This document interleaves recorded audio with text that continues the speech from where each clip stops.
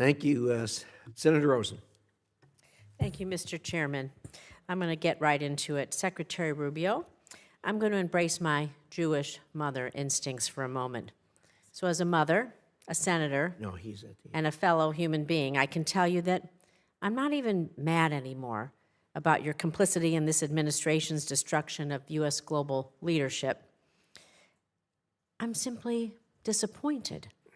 And I wonder if you're proud of yourself in this moment when you go home to your family, because I've always found you, Senator Rubio, to be a bipartisan, pragmatic partner, a true believer that the U.S. is stronger when we lead with diplomacy and development.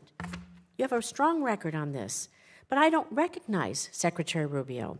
A stalwart support of Israel, you've watched this administration abandon Saudi normalization with Israel in order to pursue business deals.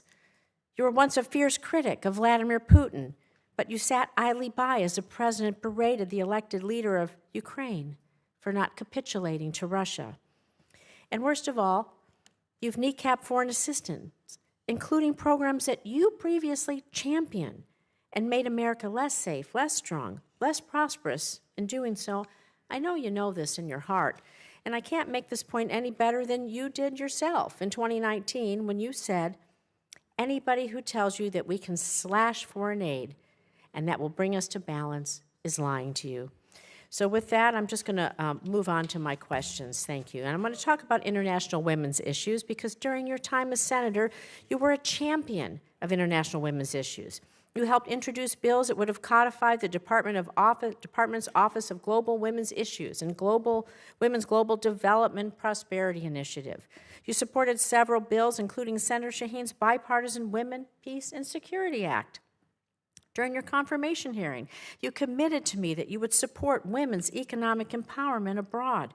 And at this year's International Women of Courage Award, you waxed poetically about the administration's support for women abroad. So help me understand how to square your past with your present. You're proposing the full elimination of the Office of Global Women's Issues. You've terminated hundreds of programs that help women and girls. You provided no guidance to the department on whether they should continue to implement the Women, Peace, and Security Act, and I'm still waiting to see your support for women's economic empowerment overseas. How can you dismiss the concerns of women around the world? Do you believe that the data shows that women's economic participation includes greater economic development worldwide and that women's participation in peace negotiations guarantees longer outcomes? And I have a few questions, so I would respectfully ask for a yes or no. Don't you think that women's participation is important and allows for better outcomes? This is not a game show. I'm not going to ask that with a yes or no. That's an important question. And I can answer it. We're not abandoning women's issues. So do you believe the Office of Global Women's Issues should be eliminated?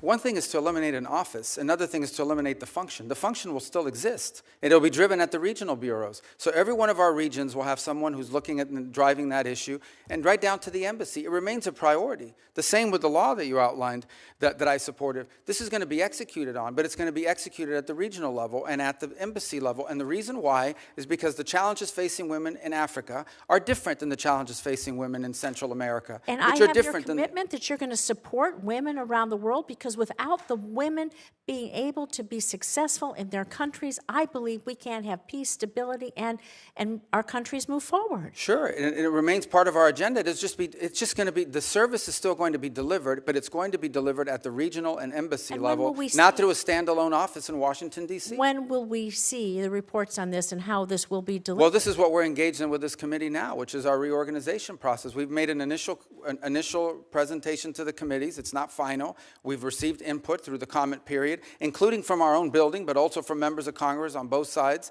and meaning the House and Senate. Now we'll come back to you based on all of that input on what we propose to be the final reorganization. Do you have a timeline when you'll come back? Because I don't want to see women left behind around the world, and I think you'd agree with me. But I'm going to turn on to Israel. If you can give us a timeline of when you're proposing to do this, that would be helpful, and we maybe come back and revisit it, Mr. Chairman. Do you have a timeline of when? Sure, we're engaged now. I think we'll owe you a congressional notification here within the next few weeks, which is but all of that is being built on the comment period in which we've taken input from staff and members of this committee as well as in the House. Thank you. Can I move on to Israel for a second? So the Office of Security Coordinator in Israel, the OSC, was established by President Bush in 2005. The OSC is widely respected, including by the IDF Central Command, for facilitating security coordination between the Palestinian Authority and the Israeli security forces, which has been crucial in preventing terrorist attacks against Israelis.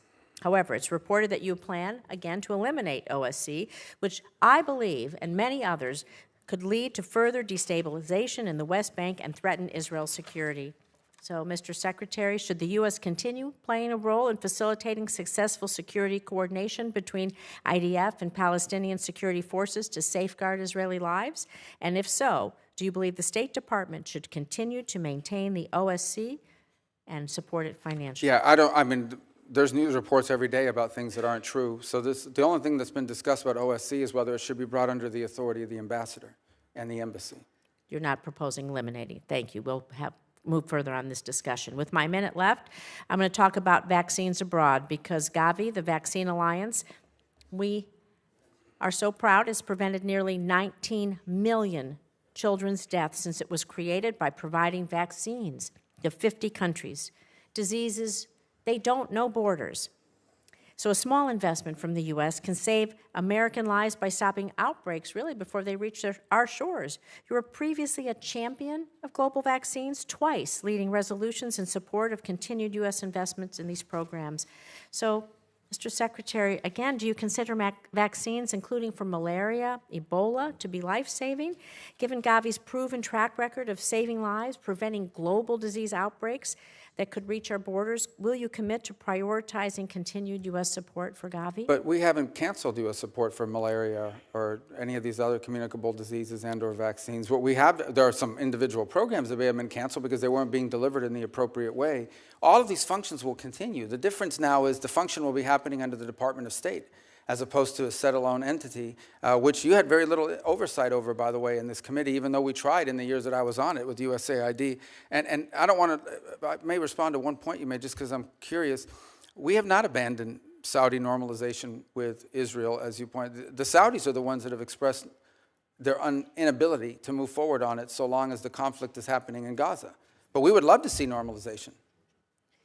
You know, when it comes to the Saudis and normalization, and we can have this as I'd be so happy to have you in my office or come to your office and talk about this.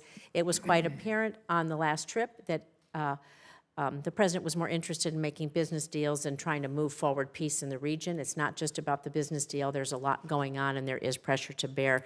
But we did receive a list, I just want to say for the record, that showed Gavi was terminated. And so if you could send us something to show that it's turned back on, we'd be glad to see that. I know I'm over my time.